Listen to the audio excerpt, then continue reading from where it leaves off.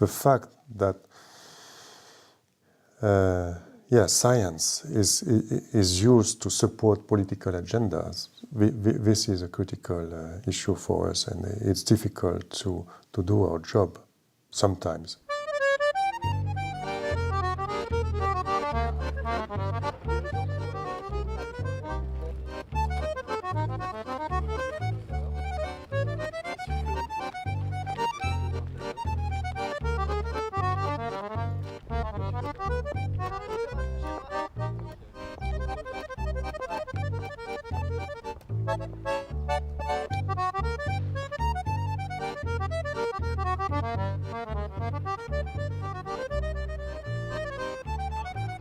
Well, first of all, a DST can be anything that would help people to make decisions. So it could be as simple as a leaflet with a table in there.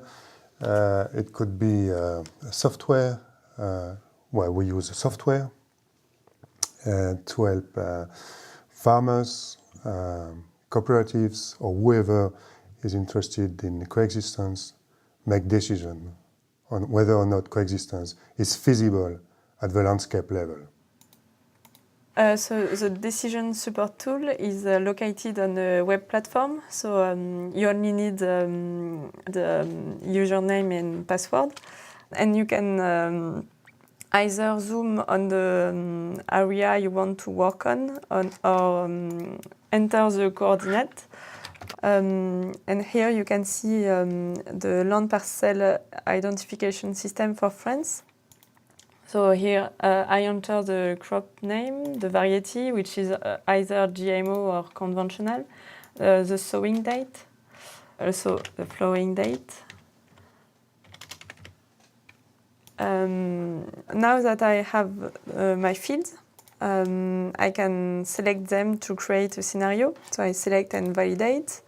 And now I will be able to run the models. I can choose between two kinds of models, the regulation and the Bayesian. I will show you the Bayesian model, which is more interesting because it takes into account agronomic and climatic parameters. Then I click on Simulate. So the red color means that the two fields have more than 5% of chance to be more than 0.9% threshold. So I click on this field. And indeed, here there is 71% of chance to be around the 0.9% of GM grains in this field. This field is in green, which means it has 95% of chance to be below the low threshold. And if I click on it, it says no adventitious presence in this field. So now I will start again to take into In this price DST, we can use different gene flow model. Because in some cases, you may have access to climate, and in other cases, you don't have a clue what would be the climate. And still, you want to make a decision. And therefore, there is some flexibility in this module, so we can plug different kinds of gene flow models. We thought that this Bayesian approach would fit quite well with the objective of a flexible DST. When you draw the outcome of gene flow studies on adventitious presence as a function of distance, you get this kind of behavior. Of course, you have some variability. And then we use simple equations to represent this phenomenon, which is to AP equal to K exponential minus theta and other parameters and the distance. In the classical approach, this parameter K and theta are just fixed value. They are estimated by fitting these equations to this kind of data, and you come up with one value. In the Bayesian approach, these two parameters are not fixed values anymore, but random variates. And so will be the adventitious presence. What would be the consequence of such an approach? In the conventional approach, you will get one value, let's say 0.3% for the conventional fields as a result of this equation. In the Bayesian approach, you will get these distributions. So the density of probability of each single value. And then, of course, for a decision maker, on the one hand, it provides him with much more information. On the other hand, he would have to decide based on this distribution.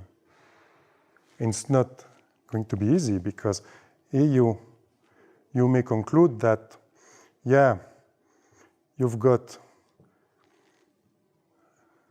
many chances to be below the official threshold, but still, you are unsure. You may have maybe 5% chance that you will be over, but at least you can make your decision. And while in the conventional approach, you just don't know. You have to decide yourself what is the confidence interval. That's the basic concept of our approach.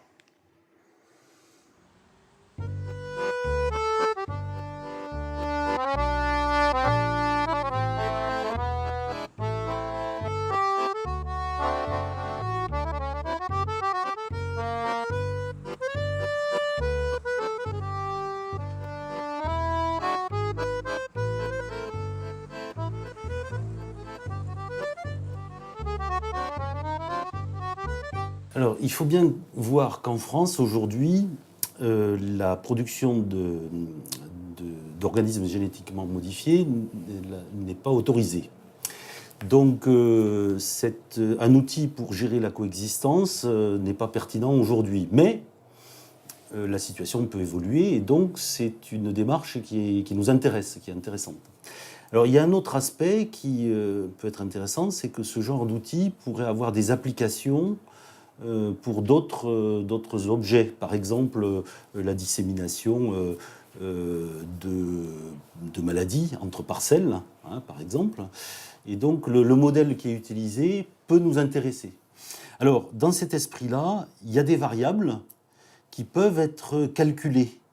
Ça, il faut réfléchir à ça. Par exemple, la date de floraison. On peut, par exemple, mettre un modèle de prévision de la date de floraison. Ça, c'est mieux de le proposer à l'agriculteur en lui disant, voilà, compte tenu des paramètres, la date de floraison supposée est comprise entre telle et telle date.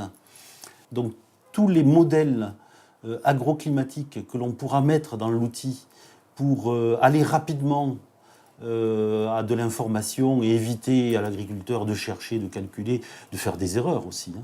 Je pense que c'est bon à mettre dans l'outil.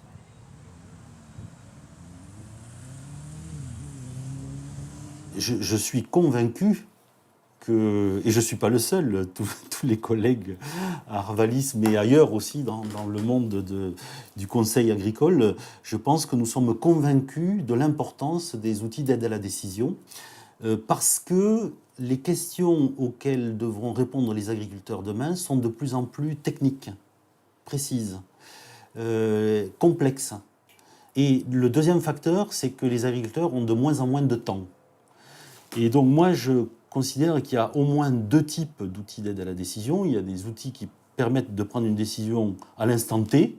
Et il y a une autre famille d'outils d'aide à la décision qui sont des outils d'aide à la décision stratégiques.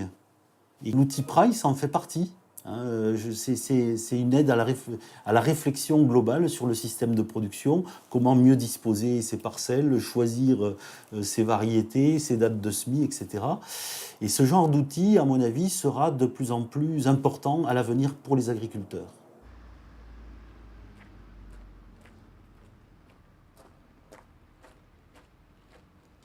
By doing this research, we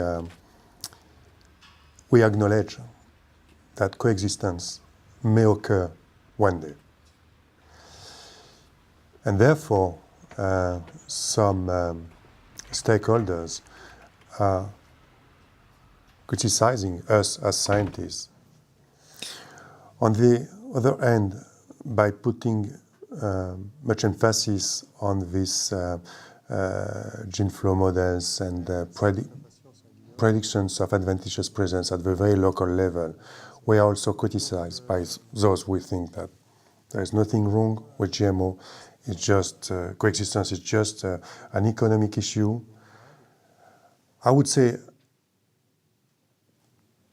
I don't care about the outcome of political decisions by stakeholders, by governments.